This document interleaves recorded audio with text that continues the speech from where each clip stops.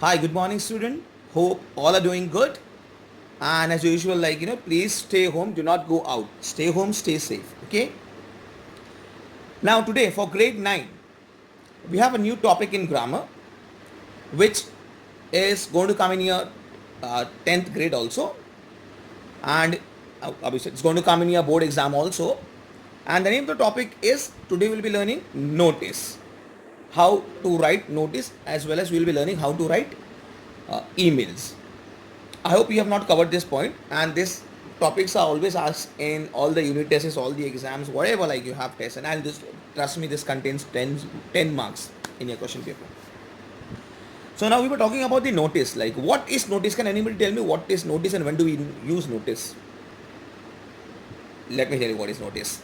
Notice basically is when you have to pass out information to a large group of people, to more than one people. When you have to pass up certain information to more than one people, that time we use notice. Now even you will be saying that even letter does the same thing, but if we have to pass for more than one person, you cannot go with the letters. Yeah, in that case, if you're telling me like letters also does the same thing, and if I have to pass a notice for like say 100 people, I cannot individually go to 100% and pass on letters. So all this point, notice are used when you have to pass information to more than one people, whether the people could be 10, 50, 100 or 1000. Now notice are basically displayed at a specific place which are called notice board. Now where do this thing use? Now notice are basically used anywhere. Could be used in schools, could be used in colleges, could be used in universities, could be used in companies, could be used in banks. Anywhere notice can be used. Now as I've said, like notice is used to pass out information to a large group of people. Now we'll see what all things are there in notice. Now first, as I said, notice is basically used to pass out information to more than one people. Second, the beauty of notice.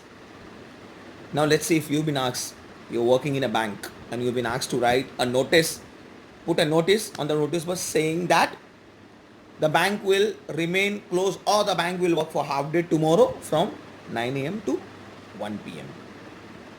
Let's say you have been told to write this.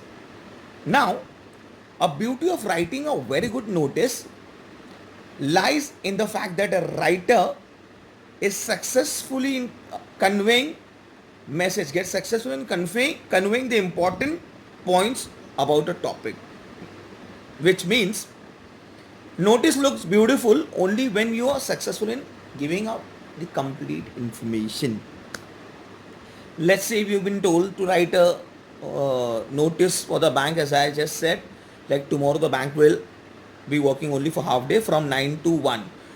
Let's see if you have written a notice properly and you have put it on the notice board also, but you have forgot to mention the time.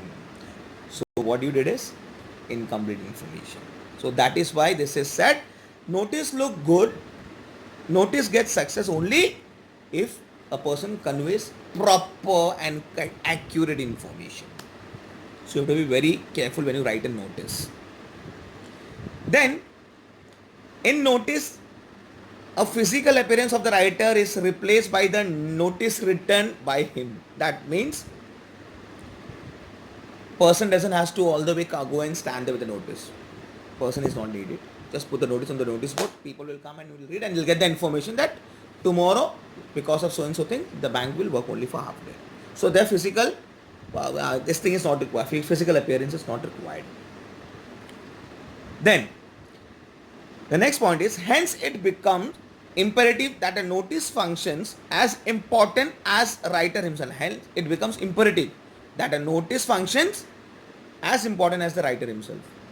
So that is why on behalf of the writer, notice does the work of him. So it is equally important.